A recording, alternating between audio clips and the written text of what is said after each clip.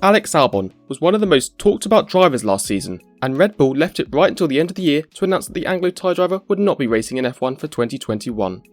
In contrast, Albon has been working almost equally as hard this year, yet has gone completely under the radar. So what exactly has Alex's year looked like so far, and why has his role been so crucial to Red Bull getting in the title fight for this season?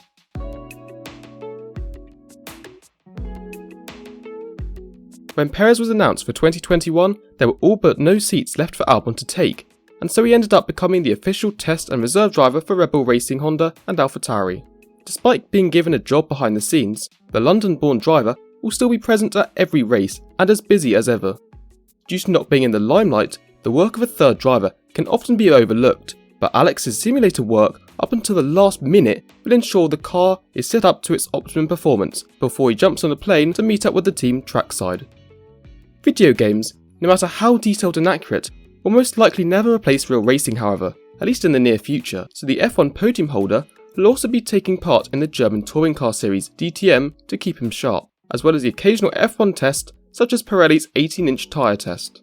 These tyres are set to be used from 2022 onwards, so if a driver is needed for either next year or just for a one-off race at the start of next season for whatever reason, Alex will be in the prime position for the job with his extra experience at hand.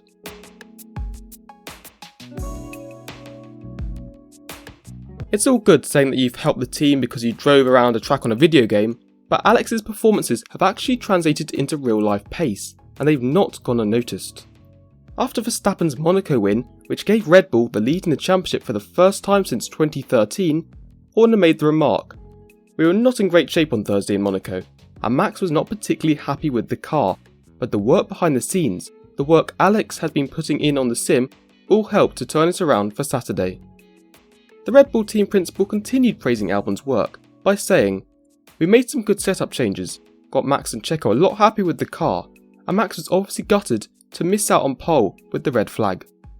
And then, just 2 weeks later, Perez took his first win for Red Bull, and he too made sure he didn't miss the opportunity to praise his test driver's work. "Alex is putting in so much work into the simulator with the engineers," Checo explained. "I remember when I came here, you wouldn't expect for him to be so open with me. But he explained all his issues that he had, how the car works. That was very nice, since day one, to have from him. I really appreciated that, and I appreciate the work that he's been putting in weekend after weekend with the team in the simulator."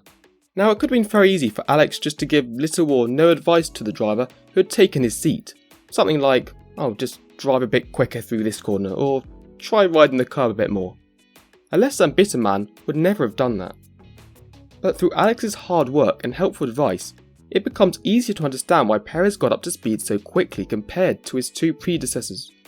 Rather than finding the issues himself, which the previous drivers had to, and then work upon them, Checo got information about all the issues and challenges Alex faced on the first day, so he could start working on them immediately and didn't have to waste race weekends struggling around trying to think of solutions and ways to improve. If anything, you could argue that it was in Alex's best interests to make Perez struggle as much as possible, to raise the perception that he was not as bad a driver as some in the paddock and at home believe. Sure, he's contractually obligated to do these things by being the test and reserve driver. Both Checo and Horner have made sure to bring up Albon in interviews and being so impressed by his helpfulness and work ethic. Some credit must go to Red Bull as well.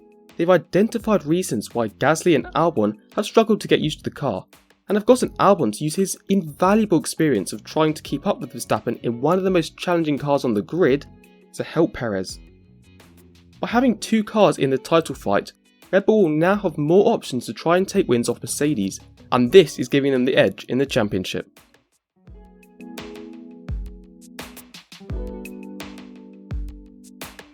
While Albon is still learning through his experiences from this season, he would clearly love to be back on the grid for 2022. But it's hard to see what part of the jigsaw he could fit into. It is easiest to remember a person's performance based on their latest races, as these are the most fresh in your mind. Words like, "they raced me too hard," and seemingly worse performances as each race went on in 2020 will have massively dented Albon's perception. In fact, many people have written the Anglo-Thai off thinking he'll never get a chance again. While there's no question his performances were poor, you have to remember that he was thrust into the Red Bull way too early, after only half a year in F1. He immediately looked to perform better than Gasly during his comeback from the back of the grid in Belgium 2019, and he had some shining moments like Mugello, Austria, Brazil. You wonder if Albon had gotten his podium in Brazil and that win in Austria, would he have had the confidence to deliver for the rest of 2020? Instead, he found himself getting bullied on social media, something that could have really killed his confidence. In fact, Alex has recently admitted that he doesn't Google or read about himself. To think about the pressure Perez is in right now to deliver, it's crazy to think that Albon had this in his debut season. And talking of Perez, does anyone remember his stint at McLaren in 2013? He was also given a chance at a top team early on in his career, and he was very uncompetitive, at least compared to the championship contending years of McLaren from 2012 and before.